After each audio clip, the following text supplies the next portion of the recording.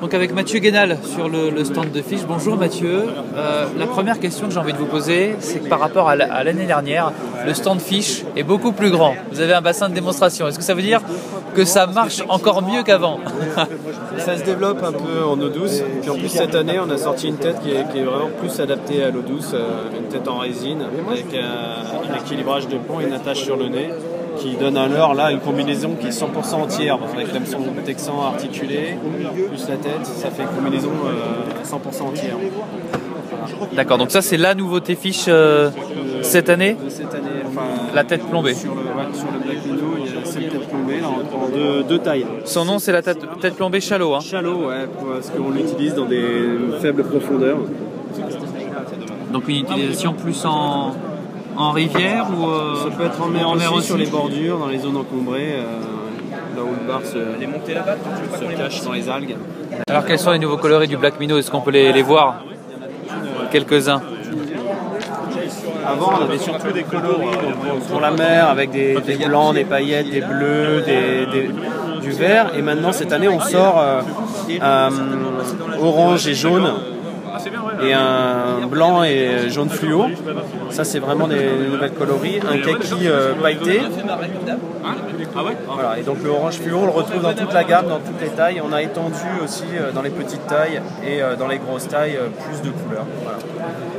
Beaucoup de jeunes pêcheurs sur votre stand. Est-ce que Fish fait partie de cette nouvelle génération de leurres qui marche et qui plaisent aux jeunes? Des petits leurres fun où tu pêches, où tu n'as pas peur d'aller t'accrocher, donc tu lances ton leurre un peu dans tous les coins avec des petits modèles qui plaisent bien.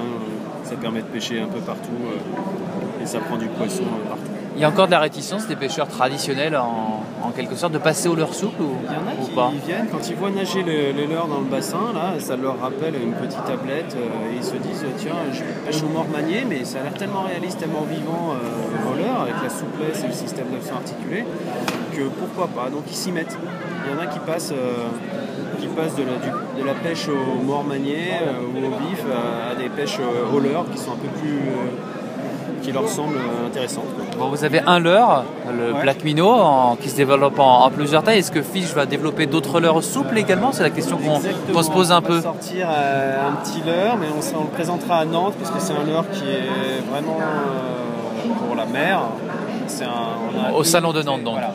C'est un leurre on a imité un lançon, la nage d'un lançon vivant, vraiment la vibration d'un lançon, on est très proche d'un lançon vivant. Voilà. On va le dévoiler à Nantes. Il n'y en a pas un qui traîne là, sur le stand? Non, il n'y en a pas un. Je ne vais pas le croire. Ce serait trop difficile.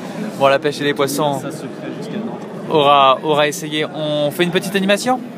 Allez, on va avoir une animation avec le Black Minnow et puis la nouvelle tête plombée. C'est parti. C'est vraiment un système où l'attache est sur le nez et avec une tête en résine, donc elle va moins descendre, elle n'a pas la même densité que le plomb. C'est vraiment pour pêcher des eaux peu profondes et des endroits chargés. Là on voit bien que si on passe dans les herbes, les herbes ne s'accrochent pas et on a un ensemble 100% entier. Si je le longe dans les herbes là-bas, là, hop. Voilà, il passe les obstacles très facilement et tout ça. On a toujours une nage qui est une nage très lente, très naturelle et qui se déclenche à la moindre sollicitation. Il lui faut pas grand-chose pour qu'il tout de suite il est pêchant dès l'impact. Dès qu'il touche l'eau, il commence déjà à se mettre en mouvement.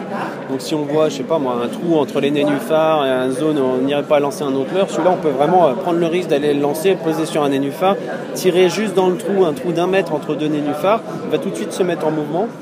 Et on a des chances de prendre un poisson dans des endroits où on n'irait pas lancer un autre leurre. Et toi personnellement, tu as pêché avec ce leurre ces dernières semaines, ces derniers mois? C'est quoi les plus gros poissons? Moi, je m'occupe du développement des nouveaux produits, donc ces derniers temps, j'ai plutôt pêché avec les prototypes et les leurres qui seront présentés à Nantes.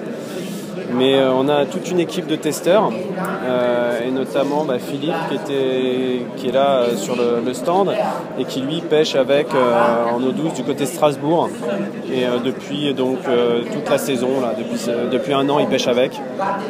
Et ça marche, il a des bons résultats au niveau poisson? Très bons résultats et ça lui plaît vraiment. Il pêche les roseaux, mais à lancer son leurre au milieu des roseaux, de la végétation, et il y a des bons résultats.